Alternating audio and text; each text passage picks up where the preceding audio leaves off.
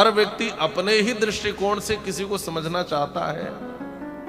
यदि आप मस्तिष्क प्रधान हैं तो मां कैकेयी वंदनीय है, यदि आप हृदय प्रधान हैं तो मां कैकेयी निंदनीय है, और यदि आप मस्तिष्क हृदय दोनों प्रधान हैं तो मां कैकेयी निंदनीय और वंदनीय दोनों हैं।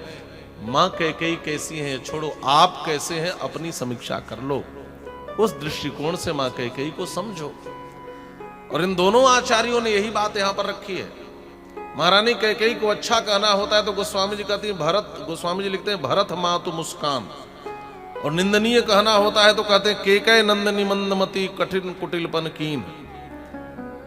एक केकय नरेश की बेटी हैं, कूटनीति इनके संस्कारों में आ गई है, तो अच्छा नहीं कहना होता है तो इनका परिचय देते हैं केकय नरेश की बेटी से। निंदनीय कहना होता है तो केकय नरेश की बेटी है, गोस्वामी जी ने भी यही बात अपनाई है। और अच्छा कहना होता है वंदनीय तो कहते हैं भरत जी की माता है, और ये कैकेयी मैया के जीवन के दोनों पक्ष हैं महाराज। लेकिन अभी तक महारानी कैकेयी एक अभिनय कर रही थी।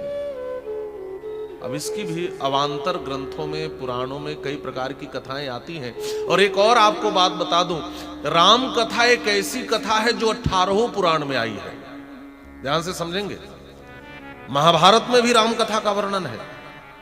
राम कथा, रामचरित्र एक ऐसा चरित्र है महाराज जो हर पुराण में है, हर ग्रंथ में है। महाभारत में भी, महाभारत जैसे इतिहास में भी राम कथा है,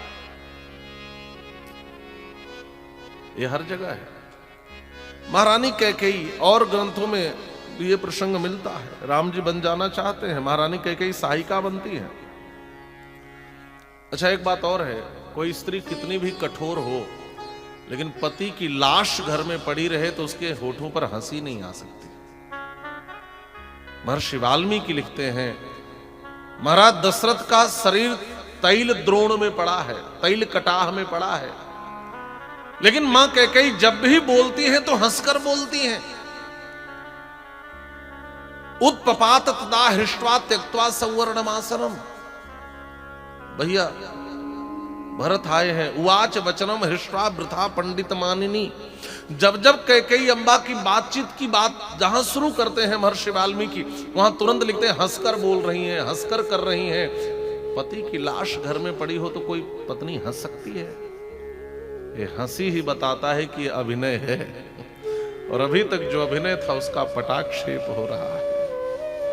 अब महारानी कैकेयी कहती है अब इससे ज्यादा अभिनय मेरे वश की बात नहीं है। रामा नयन संतुष्टा, शब्द देखिए, ययुर यानेन भास्वता। राम यदि वापस आ गए तो सबसे अधिक संतुष्टि मुझी को मिलेगी। महर्षि वाल्मीकि लिखते हैं कैकेयी के हृदय की भावना है। भरत की कठोरता ने कैकेयी के हृदय के मोह के पत्थर को तोड़ दिया महाराज। एक बात कहूं, संत कठोर बोले तो घबराना मत। आपने भागवत में सुना होगा, विदुर जी ने धृतराष्ट्र के लिए जिस शब्द का प्रयोग किया है, विदुर जी महाराज कहते हैं महाराज आपको लाज नहीं लगती? भीमापवर्जितम पिंडम आदत्ते गृहपालवत। गृहपाल कुत्ते को कहते हैं। भीम के द्वारा दिए गए कौरे पर कुत्ते की तरह पेट पाल रहे हो, शर्म नहीं आती? धृतराष्ट्र माने जो राष्ट्र को पकड़े रहे, वो धृतराष्ट्र है। खानदान नष्ट हो गया लेकिन ये अंधा घर छोड़ने को तैयार नहीं है। विनष्ट दृष्टि कहते हैं, ये अंधा घर नहीं छोड़ रहा है। लेकिन विदुर के कठोर शब्दों ने इनके हृदय में वैराग्य प्रकट किया है। हमारे मोह का पत्थर जितना कठोर होगा, संत के वाणी के हथौड़े का प्रहार उतना ही तेज होगा, तभी पत्थर टूटता है। भैया भरत की कठोरता ने महारानी कैकेयी के हृदय की ममता के पत्थर को तोड़ दिया है महाराज, तोड़ दिया।